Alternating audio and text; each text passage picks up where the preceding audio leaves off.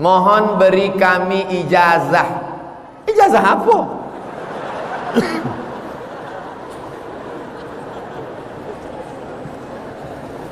Awak kalau mengajarkan kitab, mengajarkan hadis, mengajarkan zikir, itu maka ada ijazah. Yang paling tinggi namanya sama mandanga dari guru. Lalu kemudian setelah itu qiraah, guru membaca, awak mandanga. Lalu kemudian ada namanya munawalah, memagi kitab, awak tarimo. Iko diantara salah satu dari 6 tahammul wal ada. Ada namanya ijazah. Ajaztukum jami'a marwiyati wa muhadarati. Aku ijazahkan sadonan salamu iko ambo ajakan, ceramah-ceramah ambo, hadis-hadis, zikir-zikir, mudah-mudahan bermanfaat untuk awak dunia akhirat. Jawabnya qabiltu, ambo terima. Ambo ulang sekali lagi. Ajaztukum jami'a marwiyati wa muhadarati wa muallafati. Ambo ijazahkan sado ceramah-ceramah, kitab-kitab, buku-buku, tausiah-tausiah, zikir-zikir, hadis-hadis, mudah-mudahan bermanfaat untuk awak dunia akhirat. Apa pandangan Ustadz tentang pelajaran tasawuf dan tarekat? Karena masih banyak masyarakat yang mengatakan ajaran tasawuf itu sesat dan tidak ada ajarannya dari Nabi Muhammad sallallahu alaihi wasallam. Orang nan ikut tarekat sebelum inyo berzikir, inyo disuruh mandi taubat. Adakah dalam hadis tentang mandi taubat? Ada. Ma min muslimin yuznibu zamban. Kalau ada orang silap salah berbuat dosa, tsumma yatatahhar, kemudian inyo mandi. Tsumma yusalli rak'ataini, salat sunat 2 rakaat. Orang yang sebelum mengambil zikir tahlil, maka inyo ditalkinkan oleh guru. Adakah Nabi mentalkinkan zikir kepada sahabat? Ada. Nabi menyuruh sahabat menutup pintu supaya tidak timbul fitnah, sebab didanga oleh orang kafir musyrik Yahudi Bani Israel. Maka kata Nabi, aku talkinkan la ilaha illallah. Maka guru mentalkinkan kepada murid la ilaha illallah. Kebetulan guru yang mentalkilkan namanya Imam Abul Hasan Asy-Syadzili, maka nama tarekatnya Syadziliyah. Kebetulan yang mentalkinkan nama gurunya Imam Bahauddin Naqsyabandi, maka nama tarekatnya Naqsyabandiyah. Kebetulan nama guru yang mentalkinkan namanya Ahmad Rifai, maka tarekatnya Rifaiyah. Ulama gadang awak di bumi Minangkabau, antaranya adalah Inyak Jaho, Inyak Candong, Syekh Sulaiman Ar-Rasuli. Mereka mendirikan Perti, Persatuan Tarbiyah Islamiyah. Ada triloginya, akidahnya Asy'ari, fikihnya Syafi'i, tasawufnya Naqsyabandi. Manga disabihnya Naqsyabandi Khalidi. Manga ada nama Khalidi di dalam? Sebab ada ulama besar di kota Makkah namanya Diyauddin Khalid. Diyauddin Khalid. Khalid itulah disabih dengan Khalidi. Imam Diyauddin Khalid itu punya murid. Salah satu murid datang dari Asia Tenggara, namanya Syekh Ismail Al-Minkabawi, Simabur. Syekh Ismail itulah membawa tarekat Naqsyabandiyah ke Kepulauan Riau. Itu maka Sultan Riau Lingga bertarekat. Lalu kemudian Syekh Ismail itu punya murid namanya Syekh Ismail punya murid namanya Syekh Mahmudin Deli. Itulah yang menyebarkan tarekat ke Deli, Sumatera Utara. Syekh Mahmudin Deli punya murid lagi namanya Syekh Abdurrahman Tanjung Alai, Kabupaten Kampar. Syekh Abdurrahman Tanjung Alai kau punya murid lagi namanya Syekh Ja'far Pulau Godang. Syekh Ja'far Pulau Godang punya anak namanya Buya Somad. Ambo mengambil zikir itu dari Buya Somad sampai kepada. Jadi kalau mau ikut bertarekat, maka gurunya mesti sholat, mesti zikir, mengajak awak kepada Allah. Adapun mursyid yang mengaku Buya ndak sholat, ambo sholat di Sidratul Muntaha, tapi Buya kami masih sholat, itu kaji-kaji kulit kitab syariatnya, ambolah putui makrifat. Itu namanya wali setan. Al-haqiqatu bila syari'atin batilah. Hakikat tanpa syariat batil. Wasyari'atu bila haqiqatin atilah. Syariat tanpa hakikat sia-sia, tak bermakna. Oleh sebab itu maka kalau ingin ambil zikir, tengok mursidnya siapa, apakah sesuai dengan syariat. Tapi mursid ambo hebat buya, nyeterbang di atas awan, berarti Superman. Idza ra'aitar rajul, kalau kau tengok ada orang yatiru fil hawa, terbang di atas awan, yamshi alal ma, berjalan di atas air, la taltar, jangan tertipu, karena setan pun bisa melakukan itu. Tapi pandanglah bagaimana inyo menjalankan syariat mengikut Nabi Muhammad sallallahu alaihi wasallam. Begitu penjelasan ulama-ulama awal. Maka ada 3 trilogi. Akidahnya Asy'ari, fikihnya Syafi'i, tasawufnya Junaid al-Baghdadi, Abu Hamid al-Ghazali, tasawuf sunni bukan falsafi. Tasawuf yang mengamalkan sunnah-sunnah Rasulullah sallallahu alaihi wasallam. Pertanyaan terakhir, bagaimana tanggapan Ustadz dengan nama ruh? Yulaqabu bi alqabin yatamayyazu biha baina ibadillah. Ada orang-orang yang diberikan Allah gelar-gelar untuk membedakan dia dengan hamba Allah yang lain. Fayadkhulu fi khawasihi, maka hamba yang diberi Allah gelar ini masuk dalam golongan khawas, VIP. Wa yusamma bi asma'in, ada hamba Allah yang dikasih nama la ya'lamuha illallah, yang tahu nama itu hanya Allah. Begitu dalam kitab Al-Ghunyah ditulis oleh Imam Syekh Abdul Qadir Al-Jilani, la ya'lamuha illallah, yang tahu hanya Allah. Jadi kalau ada orang kini menyebut ambo tahu, dan kalau mau tahu nanti ambo bagi tahu nama kamu. Pas awak minta nama saya siapa? Wani Piro. Ciri aliran sesat 2, UUD, UUE, ujung-ujungnya duit, ujung-ujungnya wanita. Mudah-mudahan kita terselamatkan anak cucu daripada ini, insyaallah, amin ya rabbal alamin. Ala hazihin niyah untuk segala. Ada yang pertama, ada mualaf. Ada mualaf mau masuk Islam. Kirimkan anak kecil ni mau ngirim. Ayah apa papanya tak? Mana? Baru meninggal ni. Tagak singo anak. Gendong. Oh, anak Ustaz, masyaallah. Papanya meninggal. Nama saya Mekar, anak ke-7 dari 7 bersaudara. Umur saya sudah 6 tahun. 5 yang tahun lalu apak meninggal. Kami kembali ke sisi Allah. Dan hari ke-9 berkah saya ingin mengirimkan bacaan surat Al-Fatihah untuk ayah dengan irama jiharka. Mana mikrofon? Idui mikrofon. Tes. Yo. Saya pegang.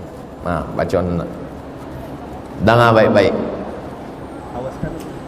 Yo. Baca.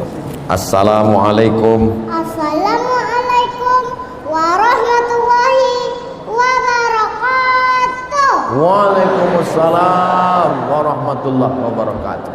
Baca. A'udzu billahi minasy syaithanir rajim. Bismillahirrahmanirrahim. Alhamdulillahi rabbil alamin. Ar-Rahmanir Rahim. Maliki yaumiddin.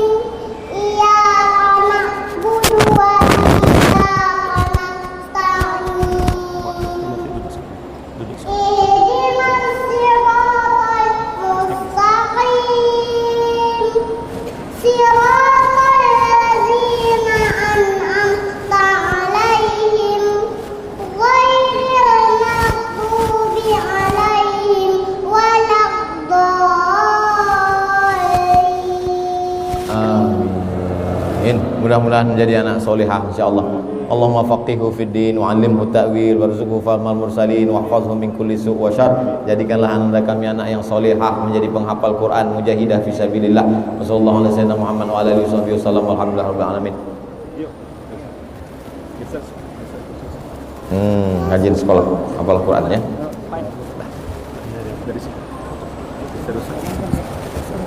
Ustaz membimbing. Ya. Duduk. Duduk ya, Ustaz. Baik. Dari sini. Ada karate apanya? Duduk.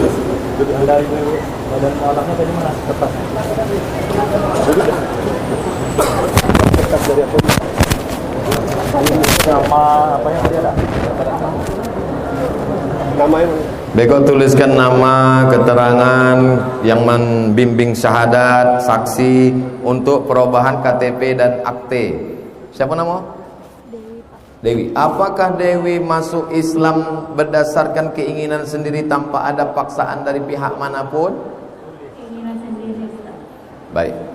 Ikuti Ustaz. Nanti. Ikuti Ustaz. Ashhadu an la ilaha illallah. Aku bersaksi bahwa tiada Tuhan selain Allah. Wa ashhadu anna Muhammadan Rasulullah. Dan aku bersaksi bahwa Nabi Muhammad Rasul, utusan Allah. Kita ulang sekali lagi. Ashhadu an la ilaha illallah. Aku bersaksi bahwa tiada Tuhan selain Allah. Wa ashhadu anna Muhammadan Rasulullah. Dan aku bersaksi bahwa Nabi Muhammad Rasul, utusan Allah. Allahu Akbar. Dengan ini maka saudari kita Dewi menjadi saudara kita seiman seislam. Kewajiban bagi kita untuk menjaganya dunia akhirat. Kalau selama ini dia saudara kita satu bangsa setanah air, maka sejak ini kita menjaga solatnya, puasanya. Mesti ada satu di antara ibu yang selalu membimbing. Ibu, masukkan ke dalam mu'alaf center, kajian, solatnya, puasanya, ngajinya. Tanggung jawab kita di hadapan Allah SWT. Pada nampaknya hanya kita saja yang bersaksi, padahal seluruh umat menyaksikan. Sebetulnya dia hanya mengulang syahadatnya saja. Dulu ruhnya sudah bersyahadat, kita bersaksi di hadapan Allah SWT. Ketika Allah mengambil kesaksian, wa iz akhadha rabbuka min bani adama min zuhurihim dzurriyyatahum wa asyhadahum. Apa kata Allah waktu itu? Alastu bi rabbikum? Lalu beliau ruhnya menjawab, bala syahidna, kami bersaksi bahwa engkau adalah Allah.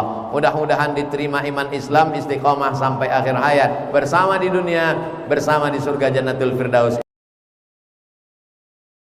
Sekarang kita jawab beberapa pertanyaan. Bagaimana prinsip awal berdakwah di daerah minoritas? Ada ulama besar di Sumatera Utara. Waktu itu seorang sultan dari kerajaan Langkat namanya Sultan Musa. Sultan Musa ini cinta kepada ulama. Maka diundangnya lah ulama dari Riau. Ulama itu bernama Syekh Abdul Wahab Rokan. Rokan itu sudah jadi kabupaten di Riau, namanya Kabupaten Rokan Hulu. Ibu kotanya Pasir Pangarayan. Disitulah di Rokan Hulu itulah kampung Syekh Abdul Wahab Rokan. Lalu kemudian di kampung itu, kampung di Langkat itu, Syekh Abdul Wahab Rokan diminta nama. Tuan Syekh, apalah nama yang cocok untuk kampung ini? Maka kata Syekh Abdul Wahab Rokan, dipejamkannya matanya, nampaknya pintu Masjidil Haram. Ku kasih nama kampung ini Babus Salam. Orang Melayu susah menyebut Babus Salam. Kau nak kemana? Besilam. Babus Salam. Tuan Syekh Abdul Wahab Rokan. Sekarang Tuan Syekh yang ke-12, cicit beliau, Syekh Tuan Guru Dr. siapa? Zikmal Fuad. Guru saya dulu di Pondok Pesantren Darul Arafah. Nah, beliau walaupun di Langkat di Sumatera Utara, mengirim dai-dai ke pedalaman Riau. Yang tak Islam di Riau itu namanya suku Sakai. Orang tinggal dalam hutan tak Islam. Dikirimnya Pengganti Tuan Syekh, kalau ada Tuan Syekh. Kalau Tuan Syekh tak bisa datang, dikirimnya penggantinya. Pengganti itu namanya khalifah. Pengganti Tuan Syekh tak bisa datang, Tuan Syekh karena sibuk, maka pengganti itu namanya khalifah. Khalifah pengganti. Makanya Nabi Muhammad meninggal digantikan oleh Khalifah Abu Bakar Siddiq. Khalifah artinya pengganti. Maka digantikanlah oleh khalifah di sana. Masuklah khalifah itu ke dalam hutan untuk berdakwah. Bagaimana mursyid tarekat Naqsabandiyah berdakwah ke suku Sakai? Bukan dicabutnya pedang masuk Islam kalian. Kalau tak Islam ku pancung kepala kalian. Tak begitu cara mereka. Masuklah khalifah ke dalam suku Sakai. Lalu kemudian apa kata dia? Tuan Khalifah, singgahlah ke pondok kami, kata orang Sakai. Sakai ini bahasanya bahasa Melayu juga. Mereka Melayu tua. Tuan Khalifah, singgahlah ke pondok kami. Apa kata Tuan Khalifah? Aku mau singgah, tapi anjing kalian tambatkan dulu. Anjing mereka lalu lalang naik turun. Akhirnya ditambatkannya anjing. Begitu cara mereka, tak menyinggung perasaan. Sampai akhirnya banyaklah orang Sakai yang masuk Islam. Lalu kemudian batin-batin, kepala suku Sakai itu namanya batin-batin, merasa terganggu stabilitas keamanan nasional Sakai. Ini suku kita akan musnah nanti kalau semua masuk Islam. Akhirnya ditantang mereka lah khalifah tadi. Datanglah batinnya membawa perang panjang. Khalifah, aku mau masuk Islam, tapi dengan syarat kau sunat aku. Kalau bisa kau sunat aku masuk Islam aku. Oh, biasanya mereka ini kebal, ditantangnya khalifah Syekh Abdul Wahab Rokan. Kalau bisa kau sunat aku masuk Islam aku. Datang kata khalifah, dipanggilnya muridnya. Muridku sini, kalau untuk menyunat kau ini tak perlu aku, cukup muridku aja. Datang kata muridnya, kalau untuk menyunat kau tak perlu depan pisau, cukup belakangnya aja. Disapunya sekali, putus barang.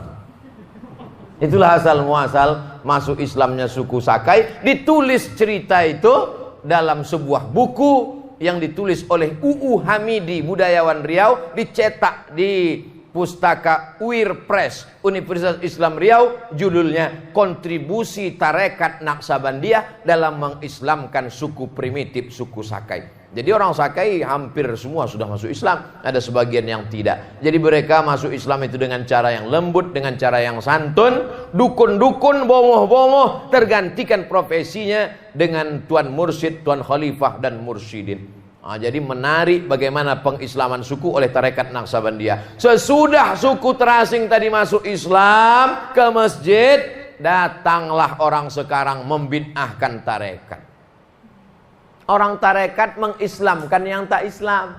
Orang sekarang membid'ahkan, mengkafirkan pula tarekat. Betapa malunya kita dengan para tuan-tuan guru yang mengislamkan masyarakat tertinggal minoritas. Mahasiswa-mahasiswa adik-adik, saya ingin ajak kalian, mahasiswa UIN, mahasiswa UIR, mahasiswa USU, mahasiswa WISU, mahasiswa Universitas Muhammadiyah, coba bangkitkan lagi khazanah bagaimana proses pengislaman suku terasing, termasuk kontribusi Al-Wasliyah dalam mengislamkan suku terasing yang ada di Provinsi Sumatera Utara. Ustadz, antara witir dan tahajud yang lebih baik dikerjakan yang mana Pak Ustadz? Karena ada salah satu Ustadz bahwa witir yang dilakukan itu sampai 11 rakaat, tahajudnya 8. Habis tahajud 8, 2 rakaat 1 salam, 2 rakaat 1 salam, 2 rakaat 1 salam, 2 rakaat 1 salam. Habis itu baru witirnya 3. Witirnya 3 caranya bisa 2 cara. Cara yang pertama 2 rakaat, habis itu 1 rakaat. Habis itu bisa juga dibuat witir 3 rakaat 1 salam, tidak pakai tasyahud awal supaya tak sama dengan sholat maghrib, sholat fardu. Ada riwayat menyebutkan witir 11 rakaat. Witir 1 rakaat paling sedikit, 3 rakaat, 5 rakaat, 7 rakaat, 9 rakaat, dan 11 rakaat. Kalau ada hadis yang menyebutkan Nabi sholat 13 rakaat, dimasukkan qobliyah subuh. 11 rakaat tambah qobliyah subuh 2 berarti 13 rakaat. Hadis riwayat Aisyah Maka Rasulullah SAW yazidu fi Ramadan wala fi ghairi Ramadan. Tak pernah Nabi menambah lebih dari 11 rakaat. Kalau ada yang menyebut 13 rakaat, berarti dimasukkannya qabliyah subuh. Yang afdal adalah tahajud. Mana dalilnya tahajud afdal? Wa minal laili, dari sebagian malam, fatahajjad, bertahajudlah. Nafilah talak sebagai amal tambahan. Amal pokoknya mana? Subuh, zuhur, asar, maghrib, isya. Amal tambahannya inilah tahajud malam. Asa rabbuka ayyab'asaka rabbuka maqamam mahmuda. Mudah-mudahan diletakkan Allah di tempat yang terpuji. Witir Pak Ustaz, witir juga baik. Innallaha watir, Allah maha ganjil. Yuhibbul witra, Allah suka kepada yang ganjil-ganjil. Itulah dia sholat witir. Kita pun buka puasa, bilangan kurmanya ganjil. Kau udah buka puasa? Udah. Berapa kurmanya? 3 kaleng. 3 biji, bukan 3 kaleng. Ustaz, apa hukumnya apabila saya membaca Quran melalui HP? Dikalau saya maaf lagi halangan.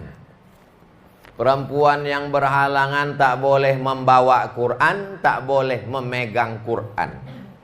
Kalau di handphone Pak Ustadz, Qurannya tak dipegang, maka boleh dia tengok handphone, dia baca. Perempuan yang hafal Quran, mengulang hafalannya dalam hati, maka dia tengok tulisannya. Quran, apa nama aplikasinya? Nama aplikasinya Qoro'a. Cara mendownloadnya Pak Ustadz, buka Play Store. Setelah itu tulis di situ Qur'aa. Qur'aa. Namanya Qoro'a. Yang punya ini jamaah kita. Qoro'a, belajar Quran dan ibadah. Aplikasi ini bagus. Dengan Qoro'a ini kita bisa mendengarkan bacaan hafalan kita. Kalau salah dikasih taunya. Nama handphonenya smartphone. Handphonenya cerdas. Yang punya tak cerdas. Smartphone. Jadi kalau kita salah dikasih taunya, kau salah, kau salah, kau salah, kata dia. Nah, namanya Qoro'a. Dan ada di situ Quran, lalu dibuka. Bisa juga Quran digital. Ah, ditengok Quran, baca. Jadi kalau ada Quran di handphone kita, Pak Ustadz, boleh kita bawa handphone ini masuk WC? Boleh. Tapi padamkan dulu. Pas gelap tuh baru masuk WC. Jangan pas terang nampak, ya ayyuhallazina amanu. Boleh. Padam dia, gelap, baru masuk ke dalam WC. Mana boleh Pak Ustadz? Boleh, karena dia mati. Sama juga macam kepala kita ini, kan ada di Qul Huwallah di dalam kan? Qul Huwallah, Qul ya ayyuhal kafirun, kan ada. Waktu kita masuk WC kita tinggalkan otak ini di pintu, kan tidak? Kalau ada orang melarang membawa handphone yang ada Qurannya masuk WC, tak usah marah-marah. Suruh dia nanti pas masuk WC kau tinggalkan otak kau di pintu. Karena walaupun tak 30 juz, insyaallah juz 30 kan ada juga di situ. Yang tak boleh itu berbunyi dia. Berbunyi dalam WC itu. Baru tak boleh. Itu makanya jangan sampai nada panggil, nada dering ayat. Bismillahirrahmanirrahim. Iya perlu pas di ruang tamu. Pas di WC berbunyi ayat Quran dalam WC. Berdosa kita. Tak boleh nada panggil itu ayat Quran. Kenapa? Putus. Bismillahir. Halo? Putus. Berubah maknanya. Nah ini semua adalah pelajaran bermakna. Jadi boleh sholat menengok Quran. Sholat sunnah. Nah, jadi kalau sholat tahajud malam, abangku tengok ayatnya kulhu aja. Besok malam kita tes 1 juz. Memang hafal abang Quran, kau tengok aja besok. Rupanya aplikasi. Bismillahirrahmanirrahim. Alif lam mim. Dzalikal kitabu la raiba fihi hudal lil muttaqin. Digasnya malam itu 1 juz 8 rakaat. Boleh menengok Quran. Pas mau rukuk sujud masukkan. Tapi kalau bisa dicari gambar pesawat dulu di atas, di off-kan dia. Di off-kan. Jangan sampai pas itu masuk telepon Ustaz Iqbal. Tahajud bang. Kena kita. Wallahu a'lam bishawab. Itulah kaji kita malam ini. Mudah-mudahan bermanfaat. Yang baik-baik datang dari Allah, yang tak baik datang dari hamba Allah yang dhaif. jaga istiqomah amal Ramadan kita diteruskan di bulan Syawal. Tetap bangun malam tahajud, tetap bangun malam berzikir, tetap puasa sunat bulan Syawal. Mudah-mudahan kita istiqomah iman dan Islam. Ala hazihin niyah. Al-Fatihah. A'udzubillahi minasyaitonirrajim. Bismillahirrahmanirrahim. Alhamdulillahi rabbil alamin. Ar-Rahmanirrahim. Maliki yaumiddin. Iyyaka na'budu wa iyyaka nasta'in. Ihdinas siratal mustaqim. Siratal ladzina an'amta 'alaihim ghairil maghdubi 'alaihim waladdallin. Amin. Allahumma inna nas'aluka salamatan fid din wa afiyatan fil jasad wa ziyadatan fil ilmi wa barakatan fil rizqi wa taubatan qabla al maut wa rahmatan indal maut wa maghfiratan ba'dal maut. Allahumma hawwin alaina fi sakaratil maut wan najata minan nari wal afwa indal hisab. Allahumma anzilir rahmata was salamata wal barakata ala hadhil jamaah wa khususan ala sahibi hadzal bait. Turunkan rahmat keberkahan kepada seluruh jamaah ini, khusus kepada sahibul bait ya Allah. Barik lahu fi umurihi, berikan berkah umur panjang. Barik lahu fi auladihi, berikan berkah anak soleh solihah. Barik lahu fi rizqi, berikan berkah rezeki halalan thayyibah. Allahumma rzuqnal istiqamata ala syariatil gharra wa tariqatil bayda. Berikan kami istiqamah iman dan Islam.